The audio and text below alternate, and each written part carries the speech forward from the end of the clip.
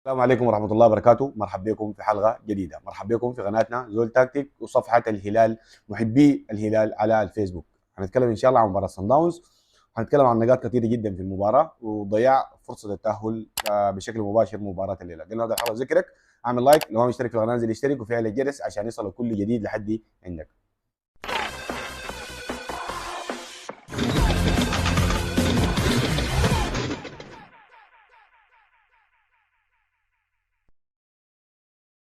في البداية الهلال يتعادل على ملعبه بهدف مقابل هدف لكل فريق في مباراة أضاع فيها الهلال فرصة التأهل بشكل مباشر وعدم انتظار الجولة الأخيرة وحسم الأمور من الجولة دي. لكن بنشوف إنه الهلال لعب مباراة ممتازة جدا من ناحية التكتيكية، من ناحية تنفيذ تكتيك معين بتاع مدرب، من ناحية مواجهة نادي كبير زي صن داونز، كيف إنك تقدر تحد من خطورته. شفنا الهلال في مباراة الليلة كان ممتاز جدا في الحاجة دي. إضافة لكده فلوران مبينجي خشب التشكيلة بسبب إنه الخصم ده قوي والخصم ده ما خصم هين. فلوران الليله غير من شكل الفريق، لعب ب 3-5-2. شفنا انه كان عندهم ادوار هجوميه، بنتكلم عن موفق، بنتكلم ايضا عن ابراهيم ويمورا. الخروج من الاثنين في مباراه الليله واصاباتهم كان عندها دور كبير جدا في انه الفريق يخسر، خلينا نقول او يتعادل في مباراه الليله، في انه ما قدر، ما كان بالشكل المطلوب، وخاصه في الشوط الثاني. يعني في الشوط الثاني شفنا احنا فقدنا جزء كبير جدا من الشكل الهجومي بتاع الهلال بسبب خروج موفق وايضا بسبب خروج ابراهيم امورا. شفنا الهلال في الشوط الثاني، في الشوط الاول زي ما قلنا، ومباراه من الاول تشكيله كانت 3-5-2. اللعيبه كانوا ممتازين جدا في عمليه تنفيذ التكتيك. الوقوف في دفاع متاخر بشكل كان ممتاز جدا، قفل كل مناطق القوه بالنسبه لصن داونز. صن داونز اضطر في المباراه في الاخر انه ما لقى طريقه، ما لقى حل بيمسك المباراه. كان في تكتيك واضح جدا خلينا نقول من امبينجي في انه خلي الكوره معاهم وانت اقفل مناطقك واعتمد على الكرات الارسال الطويل، باعتماد تعتمد على آه مكابي لولوبو وايضا محمد عبد الرحمن في عمليه الهجمه المرتده. ده كان شكل الهلال وكان تكتيك واضح جدا من فلوران بينجي في المباراه بتاعت الليله. واستفاد ايضا خلينا نقول برضه من شكل خط المنتصف، خاصه في عمليه الضغط كان ممتازه جدا. كان عاملين بلوك ساتر كان ممتاز جدا اللعيبه بتاع الارتكاز. كان في اكبر عدد في منتصف الملعب كان عباره عن لعيبه ارتكاز، فده كان عنده دور كبير جدا في انه نحن ما نتغلب من العمق او ما يكون عندنا خطوره من عمق الملعب. فالحاجه دي كانت متوفره مباراه الليله، ففلوران قرا المباراه بشكل ممتاز جدا. لكن شفناه حسي بعد نهايه المباراه كان زعلان من النتيجه، لانه الهلال كان ممكن يخلص على كل المباراه، وخلينا نقول على كل امر التاهل من المباراه بتاعت الليله. لكن خدتنا نفسنا في حته شويه كده في ضغط اعلى، يعني لانه الاهلي المصري لو قدر انه يفوز عليك في المباراه الجايه بهدف دون مقابل حتبقى مشكله. يعني الاهلي لو فاز عليك بهدف خلاص يكون يتاهل للمرحله القادمه وخلاص، وانت حتكون قدرت. المغادره حتكون يعني حاجه سيئه وحاجه تزعل. ليه؟ لانك انت كان في امكانك انك انت تنجز الموضوع ده في مباراه زي الليله، خاصه مع اضاعه اطهر الطاهر لضربه الجزاء في الدقيقه 90، كان ممكن تحسم بشكل كبير جدا.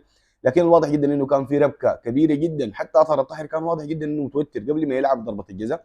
وايضا خلينا نقول انه خروج ابراهيم ميمورا وايضا الباكات خلت انه نحن ننكشف دفاعيا، لانه نحن شفنا انه صن داونز في الشوط الثاني بقى يظهر بشكل كبير، بقى يعمل خطوره على مرمى الهلال، بقى يصل الى مناطق الهلال. علامه استفهام يا جماعه كبيره جدا خلينا نقول على فارس عبد الله، على اطهر الطاهر، وعلى علي ابو 20. دول ثلاثه لعيبه هم السبب الرئيسي خلينا نقول في انه الليله الهلال يطلع متعادل في مباراه الليله. على ابو 20 التسديده اللي كانت من خارج منطقه الجزاء يتعامل معاه بشكل سيء جدا. نحن معروفين من زمان لما كنا قاعدين نلعب نحن شوف صغار، الحارس دائما لما بتنفض الكوره او بتطلع الكوره بتلعب الكوره بعيده من مناطق الجزاء، ما بتلعب الكوره في حتتك، ما بتنفض الكوره في حتتك. فهم كانوا معتمدين على الحاجه دي، لانه كان في تكتيك ظاهر. لو لاحظنا حتى المهاجم اللي سجل الهدف الاول بتاع صن داونز شفناه انه استغل الحته، عارف انه الحارس ده حيفك الكوره في الحته دي وما حيقدر يثبتها، يعني عارف انه الكوره دي حتجيه في المنطقه دي، عشان كده تابع الكوره وقدر من خلالها يسجل جول. ليه؟ لانه عارفين انه علي ابو 20 ضعيف في الكرات زي دي، عارفين انه ضعيف في الشوتنج من برا، عارفين انه ضعيف في العرضيات، عشان كده استغلوا الحته دي في انهم يشوتوا من برا.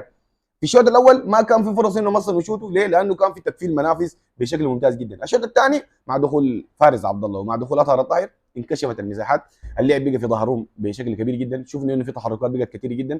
في الشوط الثاني صن داونز ذاته تغير وبقى شكله اخطر واحسن. ليه؟ لانه الخلل اللي كان واضح في انه نحن اللاعبين الاثنين اللي نزلوا في الشوط الثاني ما كانوا بينفذوا التكتيك بشكل كبير. انا ما دار اقصى على اللاعبين الاثنين، لكن الليله خلينا نقول الهلال كان شكله سيء خاصه في الشوط الثاني، لكن برضه الهلال قدر انه يعود في المباراه. عمليه ضغط عالي كان ممتاز جدا من محمد عبد الرحمن في المباراه. مكابي لولوبو ممتاز في تحركاته في حركته في اي حاجه، لكن بس عنده عيب واحد بس، عدم التركيز في عمليه الفينشنج في الشوط بتاعه. ما بيكون مركز، دائما بيدنجل راسه ده كده، ما بيرفع ثاني راسه بيشوف الكوره وين او بيشوف الزول قريب منه او كده، لا دائما بتلقاه انه سيء جدا في الحته دي، ما عارف ليه وما قادر يتخلص من الحاجه دي. ثاني حاجه برضه خلينا نقول برضه في انه يعني ما بيحتك مع المدافعين، يعني الكره لما تكون ملعوبه ما عندك حل، ما انت لاعبين اثنين انت ومحمد عبد الرحمن، ما عندكم حل غير انكم انت تحتكوا مع اللعيبه على اساس انه بقدر الامكان تحاولوا انه تقطعوا منه الكره او تخلوهم انهم يخطوا في عدم التوقيت الكويس عشان تقدر تشيل الكره تمشي بها. بنشوف انه محمد عبد الرحمن في الحاجه دي كان ممتاز وشغال شغل كبير جدا. انا بالنسبه لي محمد عبد الرحمن الليله كان نجم المباراه مع وعقل عبد الله، كانوا ممتازين جدا في مباراه الليله. لكن بنشوف انه مكابي لوبو دائما بيحب انه يكون هو مرتاح، يعني دائما بيحب انه يشيل الكره وما في زول قريب منه مضايقه. دائما لما الكره تخش في الزحمه بنشوف انه ما بيكون فل او 100%، دائما ما بيحب يحتكها، دائما بيحب انه يلعب في المساحات الحتات الفاضيه. عشان كده دائما بنشوف انه ابو عقله كل ما كان بيستلم الكره بيحاول قدر الامكان يلعب باص طويل بعيد عن المدافعين، بيخلي انه مكابي لو بيستلم مرتاح ويقدر يعمل محاوره ويقدر يخش الى مناطق الصن داونز. شكل الهلال في الشوط الثاني خلينا نقول التبديلات شويه كده تاخرت، لكن برضه في لوران بينجي قراها بشكل كويس، لانه دخول ياسر مزمل وجون مانو ومحمد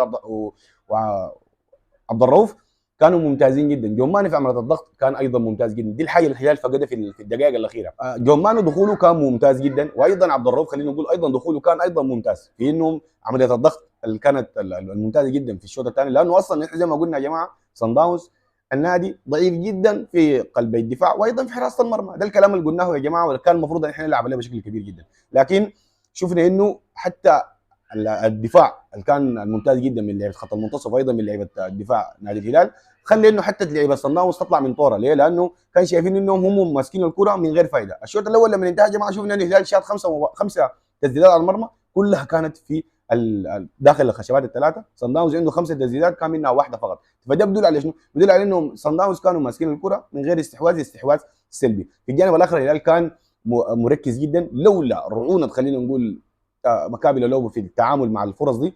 الفرصه الاولى اللي كانت اتاحت له انه يحاول يلعبها بليسنج بعيده من الحارس ما كان ممتاز فيها. والحاجه الثانيه برضه الباص بتاع محمد عبد الرحمن اللي كان معاك في نفس الخط، لو كان لعبت له الكره كان الكره انتهت بشكل كبير جدا. لكن بنشوف انه اضعنا فرصه كانت مهمه جدا بالنسبه لنا. شكل الهلال كان في مباراه الليله ممتاز، في خاصه انك انت بتواجه خصم زي ما قلنا كبير زي نادي صن داونز، في عمليه الدفاع، في عمليه انك انت تحد من خطورته، في عمليه انك انت ما تكون خصم سهل بالنسبه له. لكن بنشوف انه نوعا ما الهلال في الشوط الثاني كان افضل وكان احسن، وخاصه في الجزء الاخير من الشوط الثاني.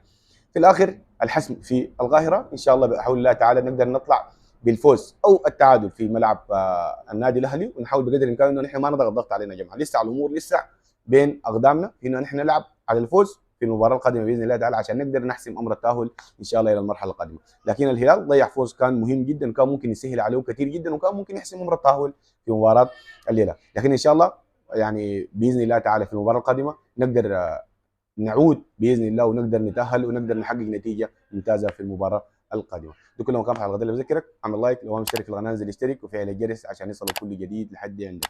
ختام الحلقه، اللهم صل وسلم وبارك على نبينا محمد على افضل الصلاه والسلام. السلام عليكم.